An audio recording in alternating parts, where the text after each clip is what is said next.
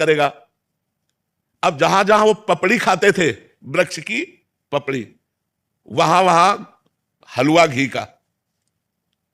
ऋषि ने जब देखा कि वृक्षों के जितने वृक्ष उस जंगल में, सब में हलवा लगा हुआ, तो उनका ये मेरे तप से भयभीत होकर वृक्ष हमें लगता है कोई स्वादिष्ट पदार्थ देने लगे। अब वो खाने लगे। अब 10वें वृक्ष से जब पाया तो आधा किलो हलवा तो गया ना, तो अब हड्डी के ऊपर मांस बढ़ना शुरू हुआ। महीना हुआ, एक दिन छम छम छम छम पायल करती हुई और एक कटोरा लिए हुए, जे ही देखा ऋषि आ रहे तो ऐसे हलवा लगा के भाग। उनका ए खड़ी हो जाओ, तुम कौन हो? क्या ये स्वादिष्ट पदार्थ तुम लगाती थी? तो उनका हाँ महाराज। तो भाग क्यों रहे हो? मैं आपके तप से भयभीत हूं। बोले नहीं नहीं नहीं, महीनों से इतना स्वादिष्ट पदार्थ पवा रहे, क्योंकि पहले अन्न जाएगा तो बुद्धि बदलेगी ना।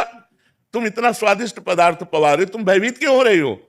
तुम बोले महाराज, वृक्ष में चुपचाप इसलिए लगा जाती थी कि आपकी सेवा बन जाए, मैं आपकी सेवा करना चाहती हूं। बोले लाओ कटोरा, वृक्ष में लगाने की जरूरत नहीं है, अब रोज कटोरा लेके तुम ले आ जाना, मैं इस कुटिया में रहता हूं।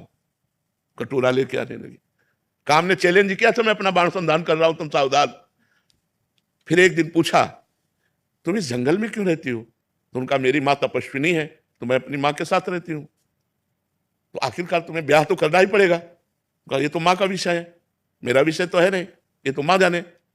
नहीं, अगर आप राजी हो ब्याह करने के लिए तो मैं कैसा रहूंगा आपके लिए? अरे महाराज, हम तो आपकी सेवा में लगी है, हम तो आपकी सेवा में लगी है, आप आदेश कीजिए। तो बोले माँ से बात करके आप कल आना। बोले अवश्य।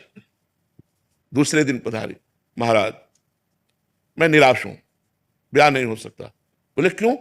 निराशा क्यों? बोले माँ ने एक शर्त रखी है कि अपना मुंह काला करके मुझे पीठ में बैठाल कर और अपनी कुटिया से और मेरी माँ की कुटिया तक आपको घुटनों के बल चलना पड़ेगा, और मैं आपके पीठ में, और ऐसा मैं आपसे करवाना नहीं चाहती। तो उनका अगर संध्या काल में ये काम हो जाए तो? बोले वो काल कोई भी हो, लेकिन आपको ये करना पड़ेगा अगर ब्याह करना है। महाराज राजी हो गए, मुंह काला किया, पीठ पे बैठाला, घुटने के बल चले। और जब वहां पहुंचे तो काम खड़ा था। उसने कहा ये मेरी रची हुई माया है, मैं ही हूं इसका स्वामी, बोल तेरी तपस्या कहां गई? ये कहो कि मैं तेरी तपस्या नष्ट नहीं की, केवल केवल दिखाया है तुझे कि अगर तू तपस्या का अहंकार करेगा तो देख घुटने केवल चल रहा, मेरी माया तेरे पीठ पर बैठी हुई है। तो ये मन बड़े बड़े ऋषि मुनियों को मोहित कर दिया। हम तुम तो बहुत छोटे लोग हैं, बहुत छोटी सामर्थ्य है, इसलिए भगवान का आश्रय ले लो।